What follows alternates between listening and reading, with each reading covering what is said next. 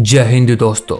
आज मैं आपके सामने भारत के एक ऐसे सीक्रेट फाइटर जेट के बारे में बताने वाला हूं जिसने पाकिस्तान में घुसकर इस्लामाबाद की छाती पर चढ़कर उसका सीना चीर दिया था। वो कोई ऐसा वैसा फाइटर जेट नहीं था, बल्कि एक ऐसा विमान था जो अगर दुश्मन के खेमे में चला जाता तो दुश्मन को उसकी भनक भी नहीं लगती थी, और अगर भनक लग भी जाए तो दुश्मन चाहकर भी कुछ भी नहीं उखाड़ सकता था।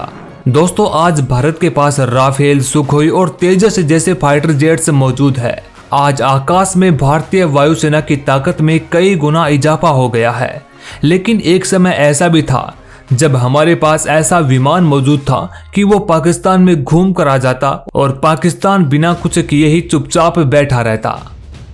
दोस्तों, यह कहानी है MiG-25 की, एक ऐसा विमान जिसे लड़ने के लिए डिजाइन नहीं किया गया था, और न ही ये कोई बड़ा हथियार था, न ही इसके अंदर कोई बम या मिसाइल लगी हुई थी, लेकिन फिर भी वो हमेशा अजय रहा।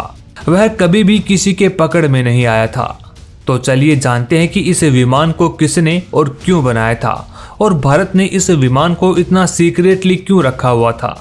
दोस्तों, MiG-25 को सोवियत संघ के मिकोयान गुरेविच कंपनी द्वारा डिजाइन किया गया था। यह बेहद ही गोपनीय लड़ाकू विमान था। इस विमान का विकास 1950 के दशक में शुरू हुआ और इसके पहले प्रोटोटाइप ने 1964 में उड़ान भरी थी।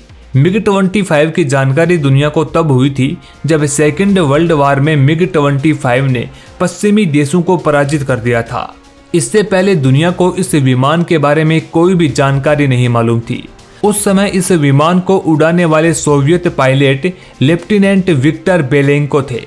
सेकेंड वर्ल्ड वार के बाद नाटो देशों ने इस MiG-25 को कोड नेम दिया था फॉक्स बेट। रूस ने इस विमान की हर जानकारी को एक गहरे राज की तरह दबा कर रखा, यहाँ तक कि इसने अपने सबसे करीबी सहयोगियों तक को यह नहीं दिया। पहली बार उड़ान भरने के बाद अगले करीब 10 वर्षों तक यह सभी के लिए एक अजूबे की तरह था, लेकिन 1976 में रूसी पायलट विक्टर बेलेंको ने दगाबाजी की तो उसके सीक्रेट सामने आए, लेकिन फिर भी वह इतने काफी नहीं थे कि इसे आकाश में पकड़ा जा सके। इसके बाद रूस ने पहली बार इस विमान को भारत के सामने बेचने का प्रस्ताव रखा, लेकिन ये पूरी डील गुप्त रखी गई थी। भारत ने भी इस मौके को नहीं गंवाया। 1981 के आसपास इस डील को किया गया था।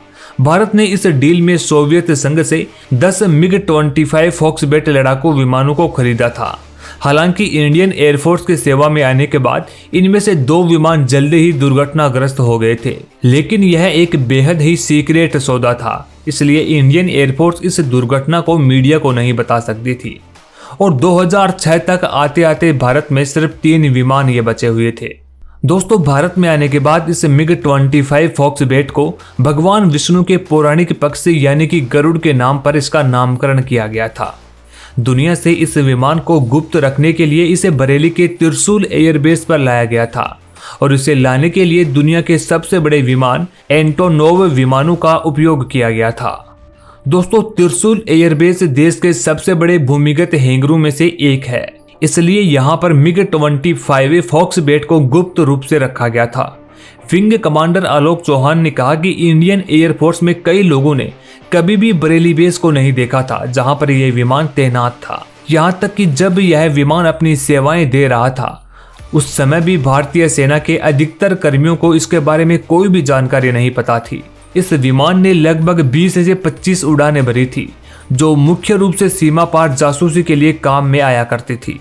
भारत में केवल 42 पायलट ही इस विमान को उड़ाने के लिए ट्रेंड किए हुए थे। रिटायर आलोक चौहान इसके बारे में बताते हैं कि यह इतनी ऊंचाई पर उड़ता है कि वहां पर हवा का दबाव बहुत ही कम होता है, इसलिए विमान को संभालना भी मुश्किल काम था। ऐसा लगता था जैसे कि हम स्पेस शटल में मौजूद हों।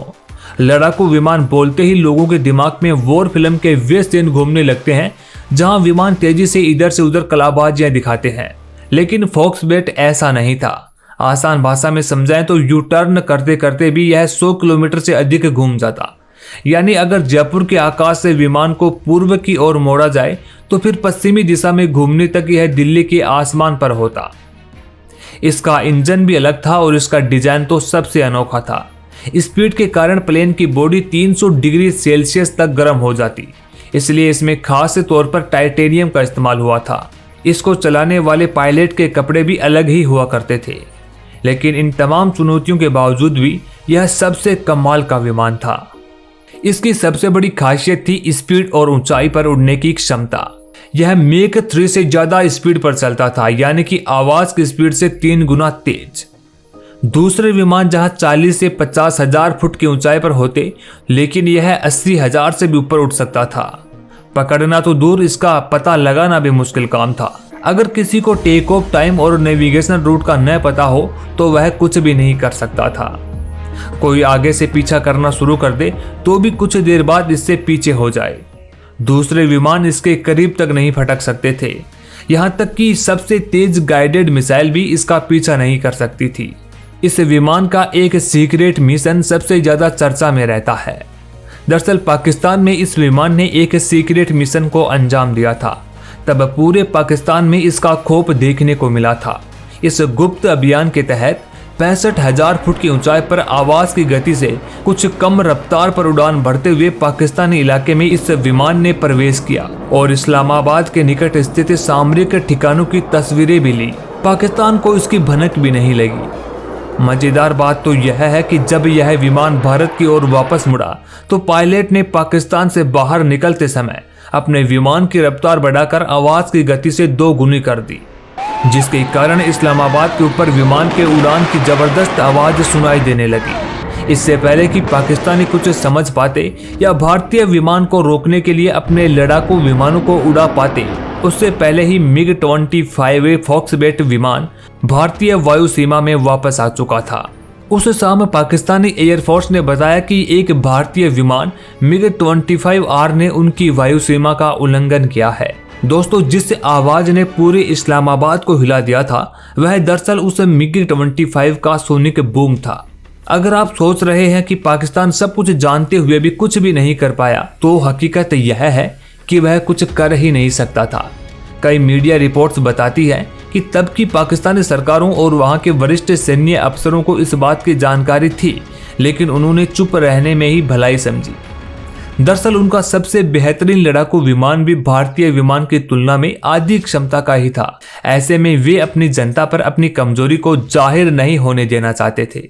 कहा तो यह भी जाता है कि भारतीय पायलट ने ऐसा जानबूझकर किया था, केवल पाकिस्तान को यह बताने के लिए कि हम आ चुके हैं, पकड़ सकते हो तो पकड़ के दिखाओ। दोस्तों, इस बात को भले ही भारत सरकार ने कभी नहीं बताया हो, लेकिन पाकिस्तान के विदेश मंत्री गौहर अयूब खान का मानना है कि MiG-25 विमान ने इस्लामाबाद के निकट स्थित सामरिक ठिकानों की तस्वीरें खींची थी। दोस्तों, ऐसे ही 1999 के करगिल वार के दौरान भी यह बहुत कारगर साबित हुआ था। तब सेना को ऊंचाई पर छिपे दुश्मनों का पता लगाना था और यह काम MiG-25 ने बखूबी किया था। एक ड्रोन 1 वर्ग किलोमीटर एरिया तक को कवर कर सकता है, वहीं सुखोई कुछ 100 वर्ग किलोमीटर तक, लेकिन MiG-25 में 1000 वर्ग किलोमीटर एरिया एक बार में कवर करने की क्षमता थी। इसका कैमरा बेहद ही पावरफुल था। वहीं 1995 में भारतीय वायुसेना के 2 पायलटों ने MiG-25 से सूर्य ग्रहण की शानदार तस्वीरें खींची थी। 2.5 दशक में इस विमान ने देश के लिए ढेरों जानकारियां जुटाई, हाई डेफिनेशन फोटोग्राफ और रडार इमेज लिए। इसमें से ज्यादातर जानकारी बेहद गोपनीय है। MiG-25 के तमाम मिशन के बारे में अभी तक बहुत कुछ सार्वजनिक नहीं किया गया है। भारतीय वायुसेना ने इस विमान को 2006 में अपनी सेवा से हटा दिया था।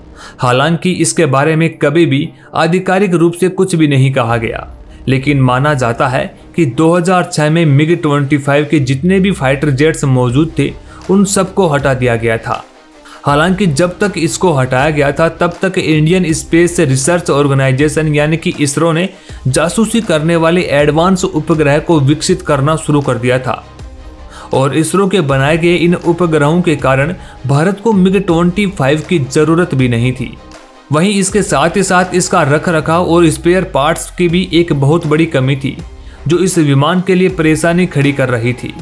इस वजह से ही इसको रिटायर कर दिया गया था। दोस्तों, दिल्ली के पालम एयरफोर्स बेस में स्थित भारतीय वायुसेना संग्रहालय में एक MiG-25 को आज भी प्रदर्शन के लिए रखा गया है। खैर दोस्तों, भारत के इस सीक्रेट MiG-25A फॉक्सबेट विमान के बारे में आपके क्या विचार हैं, ये हमें कमेंट बॉक्स में ज़रूर बताएं। साथ ही साथ ऐसी और वीडियोस के लिए देखते रहिए इंडिया 2.0।